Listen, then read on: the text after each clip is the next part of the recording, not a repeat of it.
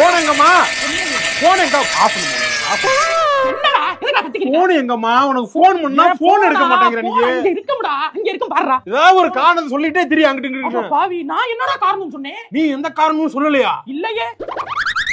ஐயோ குப்பையா கொட்டா போயிருந்தேன். காய்கறி வெட்டிக்கு இருந்தேன்டா.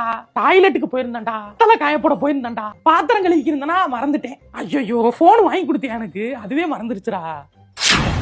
எனக்கு ஒண்ணுமே தெரியல. போன் அங்க இருக்கும்டா பாருடா. ஏன்டா இது ஒரு பிரச்சனையா இருக்கு தம்பி?